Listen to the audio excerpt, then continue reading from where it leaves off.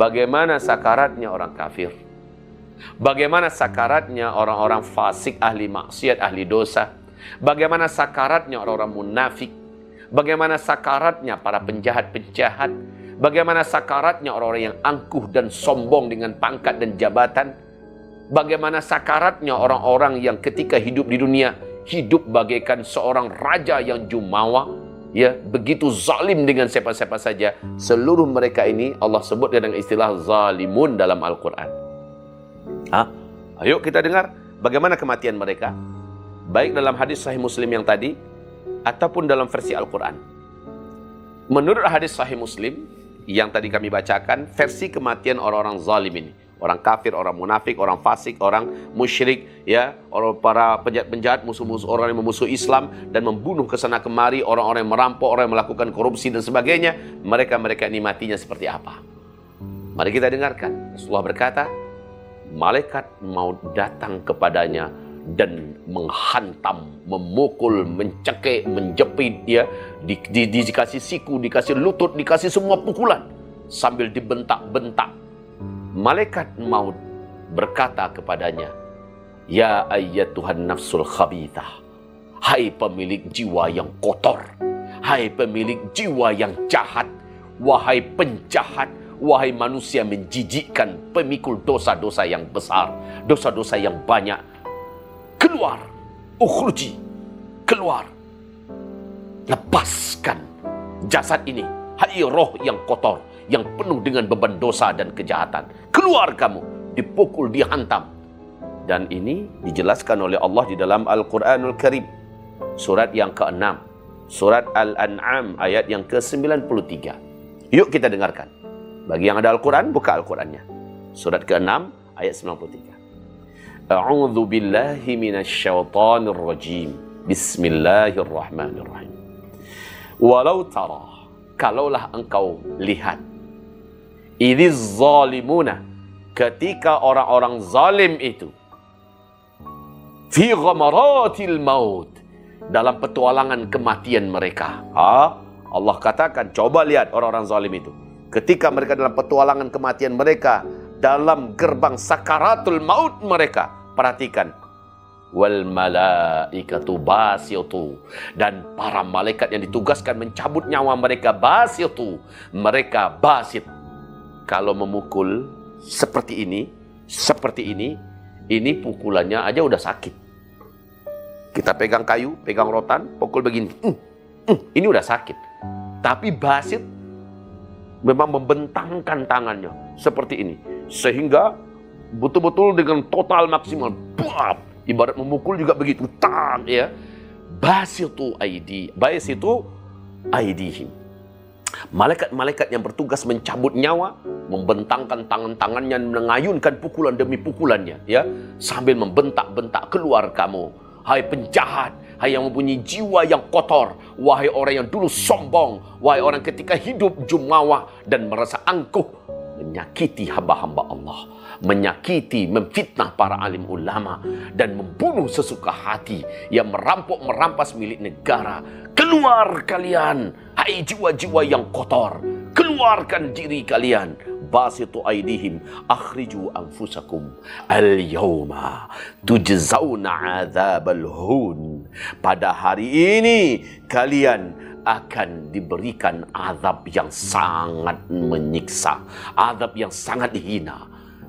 Malaikat yang mengatakan kalimat itu. Satu lagi, ketika kematian ini mulai dirasakan oleh penjahat ini, orang zalim ini, saudaraku, apa yang dilakukan oleh roh? Apalagi dalam hadis Sahih Muslim, Nabi berkata, Allah mengizinkan roh jahat ini, ya, orang kafir yang memiliki nafsu yang brutal ketika hidup di dunia, orang munafik, orang-orang Islam yang jahat kepada alim ulama, ya, orang-orang yang sombong dengan kekuatan dan kekuasaan dan kekayaannya. Dalam sakaratul maut diperlihatkan pemandangan neraka, diperlihatkan pemandangan yang belum pernah ada. Sekejam itu bentuk pemandangan, belum ada. Pemandangan yang begitu mengerikan. Dan ketika pemandangan tersebut makin diperdekatkan kepadanya, dan di situ ada salah satu di antara kandang penyiksaan dengan model-model penyiksaan mengerikan, dan di pintunya tertulis namanya. Tertulis di situ, dikasih lihat kepadanya. Saat itu roh yang dalam tubuh orang kafir, orang zalim, orang munafik, orang jahat, orang Islam yang banyak memfitnah ulama, menyakiti para ulama, apalagi keturunan-keturunan Rasulullah sallallahu alaihi wasallam, yang membunuh, membantai kesana kemari sesuka hatinya orang-orang yang tidak berdosa dan tidak bersalah, orang-orang yang memakan, merampok harta negara dan menjual negara dan sebagainya. Mereka ini menyaksikan pemandangan dan ada namanya dalam neraka itu. Taulah roh yang malang ini kemana dia akan dibawa. Ketika itu dia cengkram, dia pegang mili demi mili daripada jasad yang akan ditinggalkan. Dia tidak mau berpisah. Kenapa tidak mau? Karena dia melihat apa dan kemana dia mau dibawa. Di mana tempatnya. Roh ini bertahan. Saudaraku, hanya Allah saja yang mampu membahasakan sakitnya sakaratul maut para penjahat-penjahat.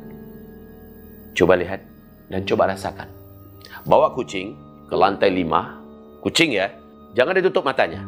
Kemudian bawa ke balkon, kasih lihat kepada kucing itu pemandangan dasar bawah sana. Ya, lantai 1, kasih lihat dia kucing. Dan kucing itu mau kita lepaskan. Kira-kira apa reaksi kucing ini? Apa reaksinya? Reaksinya adalah saat dia tahu bahwa begitu tingginya tempat dan dia akan dijatuhkan, maka kucing ini langsung mengeluarkan kuku-kukunya. Dan kuku-kuku itu ditancapkan ke tangan-tangan, ke kedua tangan orang yang akan melepaskannya. Coba, berani buat? Tarik kucing itu. Semakin kita tarik kucing itu, semakin dalam cengkeraman kukunya dan luar biasa sakitnya itu, ya. Dan dia pun akan mengangkat daging di dalam di tangan kita nih, dia angkatnya. Saking takutnya dia untuk dijatuhkan. Begitulah roh ini. Ketika roh ini takut untuk dipulangkan ke tempat yang mengerikan itu, maka roh mencengkram seluruh mili demi mili tubuh ini. Dia tidak mau berpisah. Dipukuli oleh malaikat, digebuki oleh malaikat. Bahasanya dalam bahasa Allah di dalam surat Al-Qiyamah surat 75 ayat 26 sampai 30. Yuk kita simak. A'udzu billahi minasyaitonir rajim. Bismillahirrahmanirrahim. Kalla idza balagatit taraqiya wa qila man raqa. Jangan kamu jahat seperti itu. Bukankah nyawa kamu nanti pasti akan sampai ke tenggorokan? Saat itu taubat kamu sudah tidak lagi didengar oleh Allah. Wa qila man raqa. Saat itu dikatakan kepadanya, ayo cari siapa yang bisa menahan nyawa kamu supaya tidak bisa lepas. Ayo siapa yang bisa membela dan menolong kamu supaya kamu tidak mati. Sekarang ini siapa yang bisa meruqyah kamu, yang menjampi-jampi kamu supaya kamu tidak mati. Ayo coba cari. Siapa orang-orang dekat kamu? Siapa bala tentara kamu yang dulu kamu bangga-banggakan dan kamu sangat kuat? Kamu merasa jenderal, kamu merasa panglima, kamu merasa apalah namanya, ya. Coba bawa mereka semua. Coba selamatkan nyawa kamu yang akan dicabut ini. Wa qila man raqa wa dhanna annahu al-firaq.